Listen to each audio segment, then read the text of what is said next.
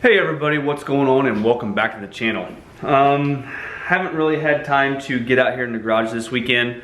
Was in Cincinnati yesterday and visiting with my son, spending some time with him. Haven't saw him since Christmas. Wanted to go down there and spend some time with him and his wife. My wife is out of town, so I thought what better time to just take off for the day and go down there and spend some time with him. So my youngest son and I jumped in my truck and headed down there and spent the day with him. So anyway, if you don't follow me on Instagram, check it out. I'm also on Facebook. Right here's my Instagram. And pretty good place we ate at yesterday called Badger Dave's down in Westchester. Awesome burgers. Anyway, as you saw from the intro, truck started really well, not even plugged in. It's probably about 30 degrees here right now, so was very happy with that. I've been having some issues other than the alternator. Everything's going well with the alternator. And thank you guys for all the comments in the last video. Once the first comment come through as the grid heater, as far as the the cycling in the beginning, I completely forgot all about that. You know, the grid heater cycling on and off even after the truck has started, the initial startup.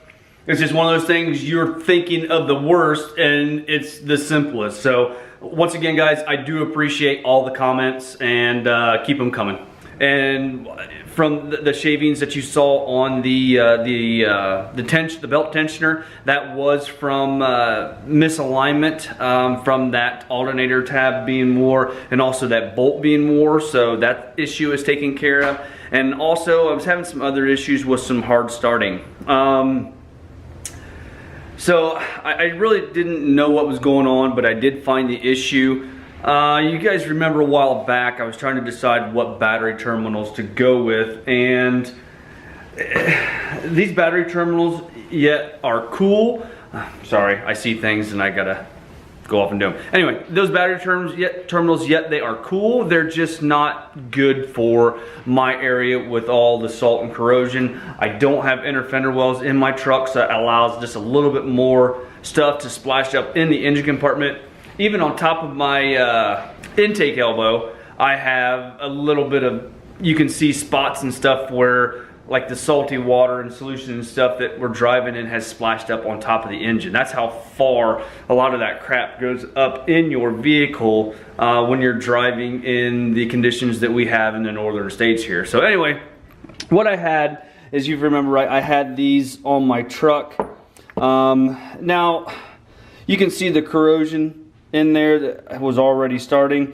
I had a lot of corrosion on my wires. Now, with that being said, I did not take the time to put any dielectric grease on them, or did I take the time to take, those will work well, I think, just not in my area. If you were going to use them, I would suggest using them and using like a crush sleeve on your aught wire, or tinning the end of it and making it a good solid connection. You know, that's a lot of it's kind of on me also. I did not take the time to do that, and it was just getting a poor connection. So everything's going really well now. What I decided to go with was this style here with the 5/16 stem sticking out of it, and then these aught lugs and 4 and 6 gauge lugs here. And then what I did is I soldered all these connections in. I heated this up with my torch, filled it full of solder, and then shoved the wire in there on both sides. I do have my grid heater positive down here on this side. I just put a longer bolt in there and did it that way, along with my cube lights that are down here in my bumper. That hot wire is on this side. There wasn't enough real estate within the 5/16 stud sticking up to be able to put everything on there. So I had to just move some things around and get some things moved. The only thing I have left to do is take these back off, put some heat shrink on them, and get this completely sealed and covered up. But this is what I've decided to do for right now, and then the anti-corrosion discs underneath. So this side, these are working out well because they are aught openings, and then I have aught wire, and then they have the individual smaller gauge connection or ports on in the center here. So these are working out really well. It's just these on this side that I just showed you, they did not work out the way that I wanted to. So I took them off and decided to run something different. Sorry, I shut the camera off and come back in the garage because it's cold outside and I don't have my heater running. That's another thing. I went down, it's kind of dual purpose. I ran down there to grab a heater, and by the time I got there, they had sold it. Got home, there was one just north of me, about a half hour.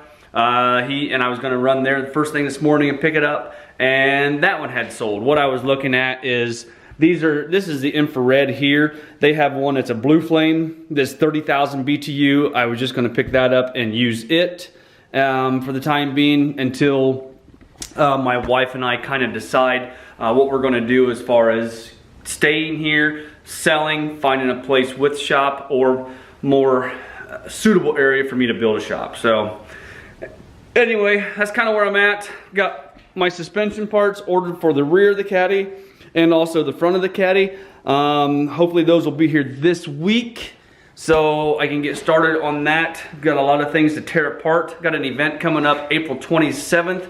It's a Volkswagen enthusiast event, so I want to have it done because I've been asked to bring it out there and park it so everybody can look at it because there are not a whole lot of them around. So anyway,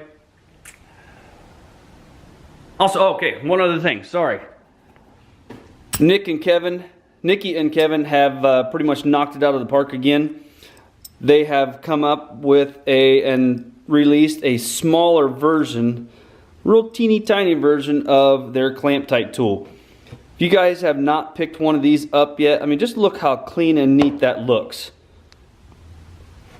You can't go wrong with one of these tools. They are an awesome tool, and they just make connections better and look better than that being on there. I picked this one up last year around Christmas time, so I've had this a little bit over a year now, and I use this just about any time I can. But if you have a tighter space that you cannot get into, now they have this little small one, and they do have another bigger one yet than this too, where you can actually use number 9 wire, fence wire on it. So anyway, if anybody is interested in these, hit me up on Instagram. I'll be happy to send them your way. I am not going to use them. We've got a positive and a negative, but you can see how big these orifices are. Another thing I thought about doing was getting some solid aluminum rod and cutting a cross section and you putting like a half moon in there, so as you tighten that up, that puts pressure on that wire also.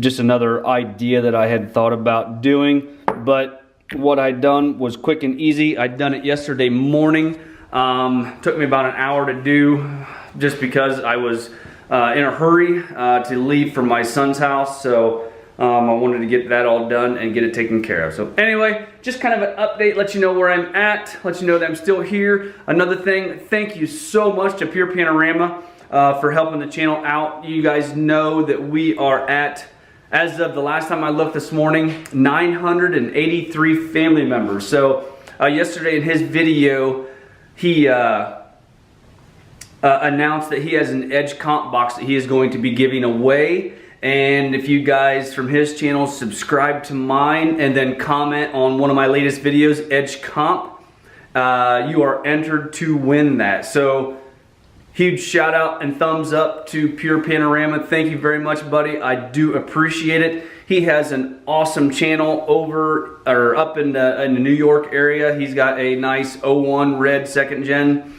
that he's done a lot of work too. So if you guys on my channel, check out his channel and see what he's all about.